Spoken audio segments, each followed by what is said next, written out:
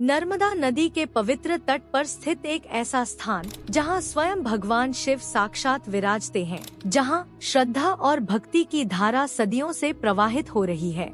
जी हाँ, हम बात कर रहे हैं मध्य प्रदेश के ओंकारेश्वर ज्योतिर्लिंग की, जो 12 ज्योतिर्लिंगों में से एक है। तो आइए इस दिव्य स्थल की पौराणिक कथाओं, ऐतिहासिक महत्व और आध्यात्मिक रहस्यों की यात्रा पर निकलते हैं। ओंकारेश्वर मध्य प्रदेश के खंडवा जिले में स्थित एक अद्भुत ज्योतिर्लिंग है। यह स्थान नर्मदा नदी के बीच स्थित मंधाता पर्वत पर बसा हुआ है, जिसका आकार ओंकार जैसा दिखता है। यही कारण है कि इस ज्योतिर्लिंग का नाम ओंकारेश्वर पड़ा।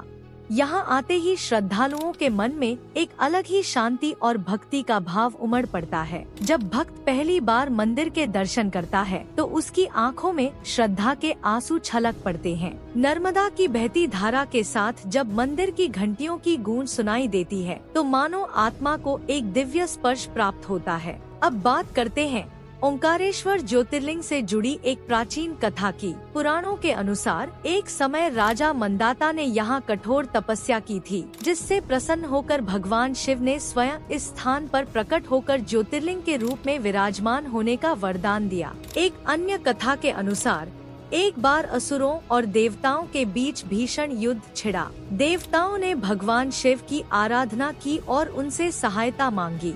भगवान शिव ने ओंकारेश्वर रूप में प्रकट होकर असुरों का नाश किया और तब से यह स्थान शिव भक्तों के लिए परम पवित्र हो गया। ओंकारेश्वर ज्योतिर्लिंग की एक खास बात यह भी है कि यहाँ 2 ज्योतिर्लिंग पूजे जाते हैं, ओंकारेश्वर और ममलेश्वर। यह स्थान शिव भक्तों के लिए एक दिव्य तीर्थ स्थल माना जाता है। नर्मदा नदी की लहरों के बीच स्थित यह मंदिर अद्वितीय वास्तुकला का उदाहरण है। यहाँ प्रतिदिन हजारों श्रद्धालु दर्शन के लिए आते हैं और भगवान शिव की पूजा अर्चना करते हैं। भक्त जब पहली बार शिवलिंग के दर्शन करता है तो उसकी आंखें श्रद्धा से झुक जाती हैं। बहुत से भक्त अपनी जीवन की कठिनाइयों को भूलकर यहाँ भगवान के चरणों में शरण लेते हैं। ऐसा माना जाता है कि जो भी भक्त यहाँ आकर सच्चे मन से भगवान शिव की आराधना करता है, उसकी सभी मनोकामनाएं पूर्ण होती हैं।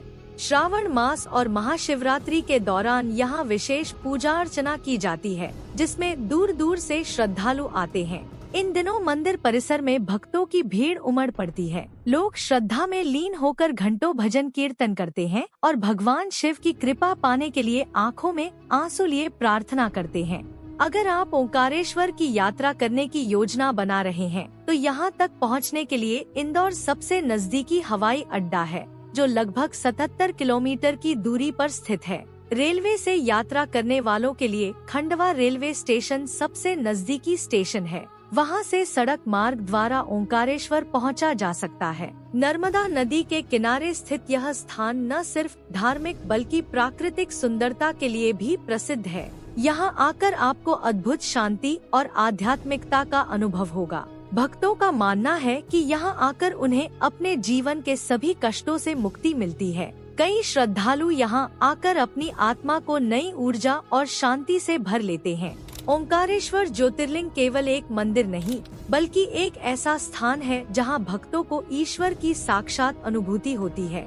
यहां आते ही मन में भक्ति और प्रेम का सागर उमड़ पड़ता है। भगवान शिव के चरणों में सिर झुकाते ही ऐसा प्रतीत होता है जैसे सारी परेशानियां समाप्त हो गई हों। अगर आप भी भगवान शिव की अनुकंपा पाना चाहते हैं तो एक बार इस पवित्र स्थान की यात्रा अवश्य करें। तो दोस्तों, आपको यह वीडियो कैसा लगा? अगर आपको यह जानकारी पसंद आई हो तो इसे लाइक करें, शेयर करें और हमारे चैनल को सब्सक्राइब करें। हर हर महादेव।